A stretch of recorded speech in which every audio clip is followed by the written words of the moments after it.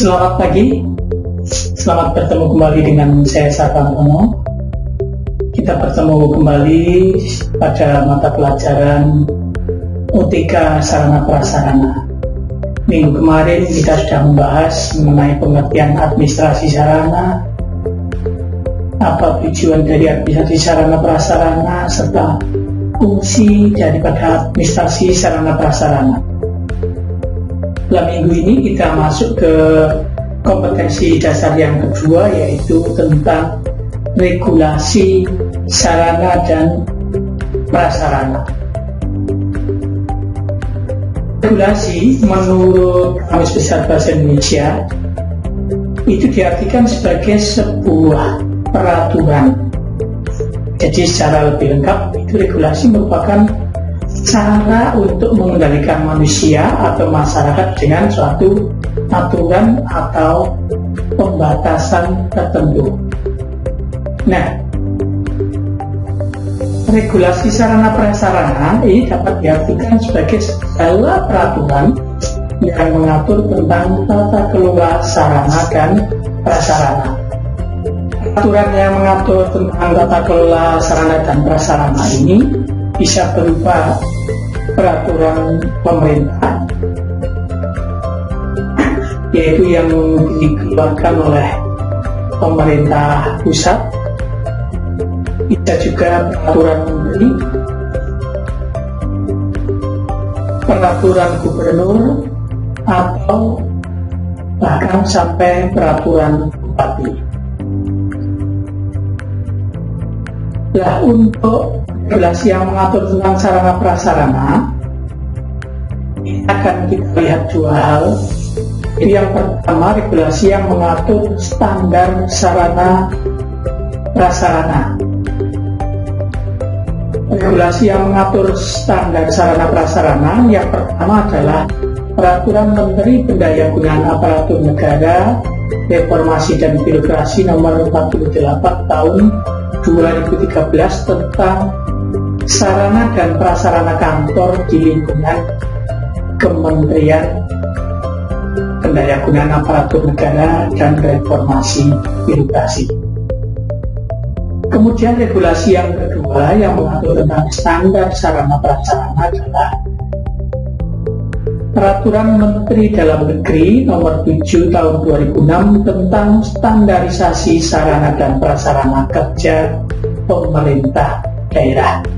Jadi ada dua regulasi yang akan kita pelajari tentang standar sarana prasarana dan satu regulasi tentang pedoman pengelolaan sarana prasarana, yaitu Peraturan Menteri Dalam Negeri Nomor 17 Tahun 2007 tentang pedoman teknis pengelolaan barang milik daerah. Terkait dengan standarisasi sarana dan prasarana ini, terdapat beberapa istilah yang perlu diketahui. Jadi kalau dalam peraturan itu masuk dalam ketentuan umum, ini adalah yang menjelaskan tentang definisi atau batasan pengertian dari hal-hal yang diatur dalam pertemuan tersebut. Nah, yang perlu diketahui terkait dengan standar sarana prasarana ini, yang pertama adalah standar sarana prasarana kantor yang dimaksud di sini adalah pedoman yang dipakai sebagai ukuran baku, ukuran baku dari ruang kantor, perlengkapan kantor, baik itu perabot, mesin, peralatan lainnya, dan kendaraan dinas. Ini adalah batasan mengenai standar sarana prasarana kantor adalah seperti itu. Kemudian yang kedua, sarana kantor atau sarana di sini yang dimaksud adalah fasilitas yang secara langsung berfungsi sebagai penunjang proses penyelenggaraan tugas dan fungsi pekerjaan. Apabila sebuah kantor, katakanlah kantor dinas pendidikan dan kebudayaan, ini pekerjaannya apa? Mengelola hal-hal yang berhubungan dengan pendidikan misalnya. Maka semua fasilitas yang mendukung proses penyelenggaraan pengelolaan pendidikan ini masuk dalam pengertian sarana. Kemudian yang ketiga, prasarana. Prasarana adalah fasilitas yang secara tidak langsung berfungsi sebagai penunjang proses penyelenggaraan tugas dan fungsi pekerjaan. Jadi kalau sarana itu fasilitas yang secara langsung berfungsi sebagai penunjang proses penyelenggaraan tugas. Kalau prasarana fasilitas yang secara tidak langsung berfungsi sebagai penunjang proses penyelenggaraan tugas dan fungsi pekerjaan.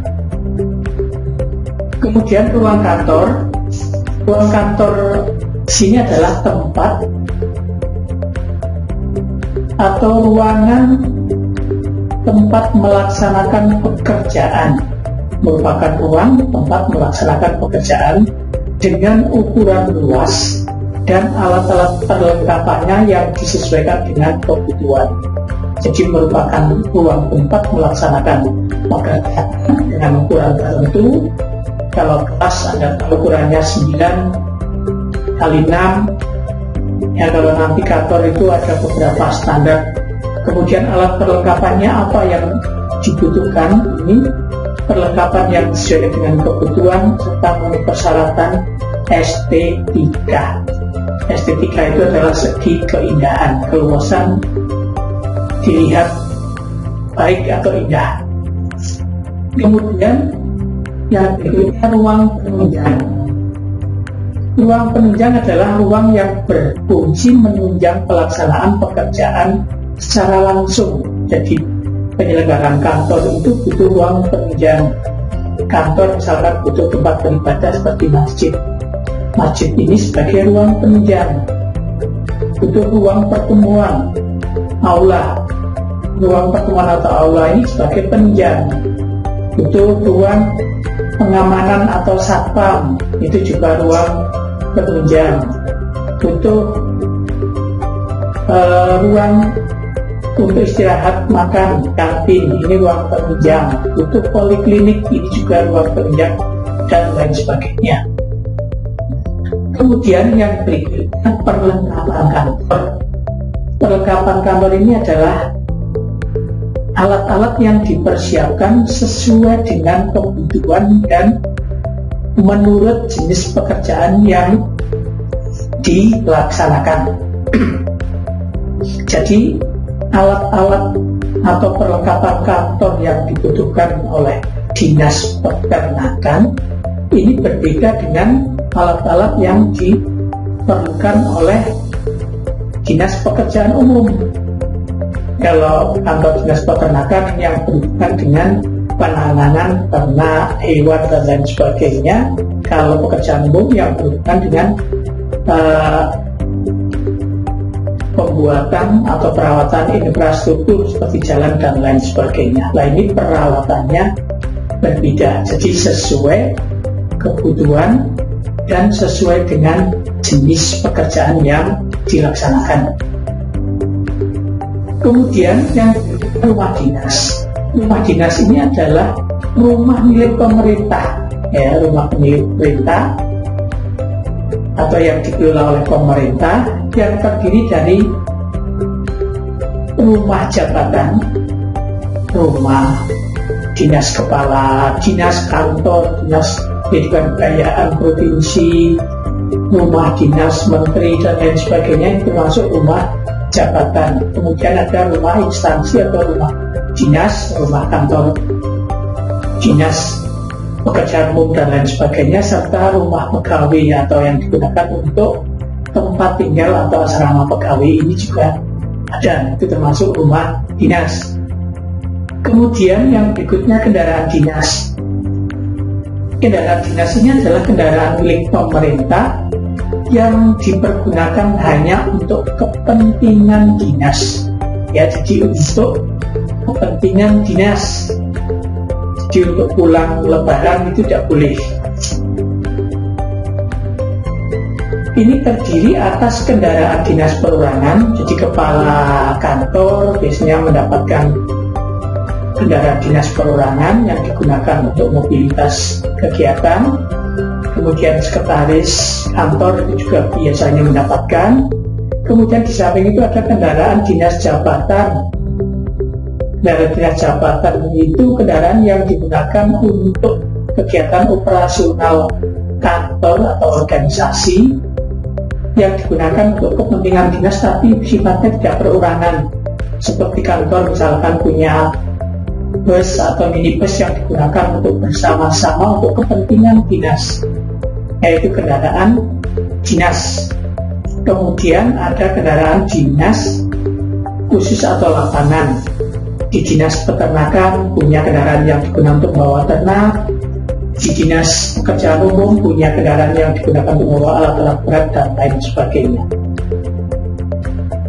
Kemudian yang berikutnya, asas standar sarana dan prasarana kantor. Asas standar sarana prasarana kantor ini ada beberapa. Yang pertama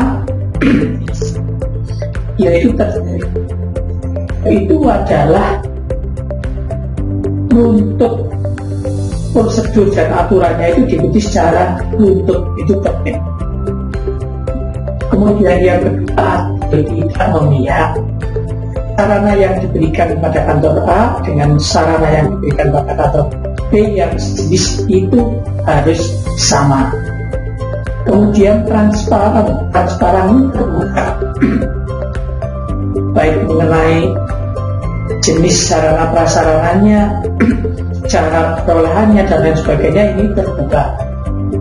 Kemudian efisien ini adalah hemat, membuang-buang waktu, tenaga dan biaya baik dalam pengelolaan, dalam pengadaan maupun yang lainnya.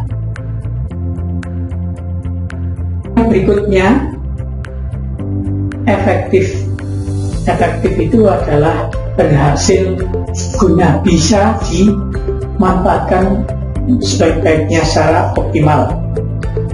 Kemudian yang berikutnya, manfaat ini adalah memiliki kegunaan. Jadi jangan sampai kita misalkan membuat sebuah ruangan, rencananya tadinya mau digunakan untuk tempat ibadah, kemudian mau digunakan untuk ruang pertemuan, tapi kemudian ruang itu tidak jelas kegunaannya, apakah untuk ruang pertemuan, ruang kantor juga tidak, ruang ibadah atau untuk musola juga tidak. Nah, ini berarti ruangan ini tidak memiliki kegunaan. Kemudian yang berikutnya, keselamatan. Standar sarana prasarana itu harus menjamin keselamatan penggunanya. Kalau itu membuat bangunan, ya bangunannya harus standar memenuhi keselamatan. Kerangka bangunannya itu ada standarnya, punya harus menggunakan besi betulan, kayunya harus kayu keras dan lain sebagainya. Ini ada standar keselamatannya. Kemudian yang berikutnya, kesejahteraan. Jadi dengan adanya standar sarana prasarana yang baik, ini nanti pegawai akan merasa nyaman, akan merasa lebih sejahtera berada di kantor. Kemudian yang berikutnya, kepatuhan, yaitu bahwa dalam menentukan standar sarana prasarana ini harus patuh terhadap segala peraturan yang mengatur tentang pengelolaan standar sarana prasarana. Kemudian yang berikutnya adalah akuntabel. Akuntabel ini adalah dapat dipertanggungjawabkan. Jadi kalau menentukan standar sarana prasarana ini dapat dipertanggungjawabkan. Mengapa kendaraan dinas ini kok katakanlah Avanza, ini standarnya apa, itu dapat dipertanggungjawabkan. Rumah dinas ini standarnya ruangannya ukuran sekian, bangunannya desainnya seperti ini, fasilitas yang ada seperti ini, itu semua bisa dipertanggungjawabkan dipertanggungjawabkan. Kemudian berikutnya maksud pimpinan standar sarana prasarana. Maksud dari pimpinan standar sarana prasarana kantor adalah yang pertama, itu memberi kepastian ketentuan, kepastian ketentuan penggunaan ruangan kantor, alat perlengkapan kantor, perabot, mesin peralatan dan lain sebagainya, dan kendaraan dinas. Ketentuan penggunaannya, yang boleh menggunakan ini siapa, yang berhak menggunakan rumah dinas siapa, dan lain sebagainya. Ini memberi kepastian ketentuan penggunaan. Kemudian yang kedua, memberi keseragaman penggunaan ruangan kantor dan alat perlengkapan kantor. Jadi kantor dinas pendidikan dan kebudayaan di Kabupaten Wonosobo dengan kantor dinas pendidikan dan kebudayaan di Kabupaten Temanggung atau Kabupaten Banjarnegara yang setingkat setara itu memiliki standar yang sama.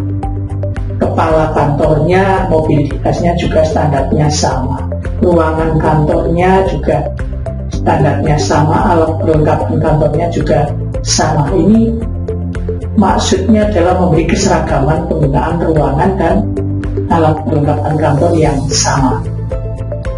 Kemudian yang ketiga, mendukung kelancaran proses pekerjaan kantor. Ini jelas dengan standar prasarana yang baik itu nanti akan mendukung kelancaran proses pekerjaan kantor.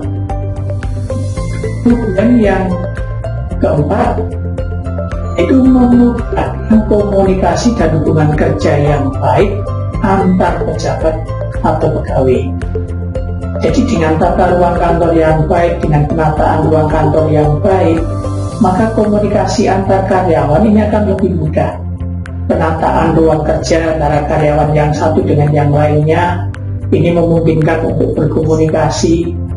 Kemudian dengan alat sarana prasarana yang standar yang baik pula, kalau bangunan itu bertingkat, apalagi gedungnya ada beberapa tempat, ini komunikasi antara orang yang berada di gedung A dengan gedung B ini mudah. Antara orang yang berada di lantai 1 dengan orang yang ada di lantai 9 ini mudah. Sehingga kalau ada bagian A yang membutuhkan data dari bagian B, ini cepat. Untuk laporan sampaikan data di bagian C ini cepat. Itu memudahkan komunikasi dan hubungan kerja. Kemudian yang berikutnya, mendukung kelancaran tugas pengawasan dan pengamanan. Jadi dengan penataan yang baik, sarana kantor yang baik, ini untuk melihat, mengawasi proses penyelesaian pekerjaan ini akan lebih mudah. Apalagi sekarang sudah ada CCTV, pimpinan bisa melihat melalui CCTV karyawannya lagi pada ngapain dan lain sebagainya bisa dilihat. Kemudian juga adalah pengamanan kantor itu harus aman.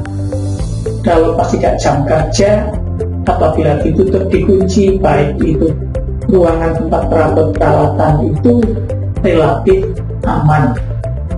Ini maksudnya penyusunan standar sarana dan prasarana. Kemudian yang terakhir adalah memudahkan pengamanan arsip dan dokumen kantor. Ini yang penting. Jadi pengamanan arsip dengan menggunakan almari-almari arsip, kemudian dokumen yang penting disimpan di brankas, almari besi yang standar. Ini adalah untuk mengamankan arsip dan dokumen-dokumen penting yang ada di kantor tersebut. Untuk saat ini sampai di sini dulu. Sampai bertemu kembali. Selamat pagi, selamat belajar, dan tetap semangat.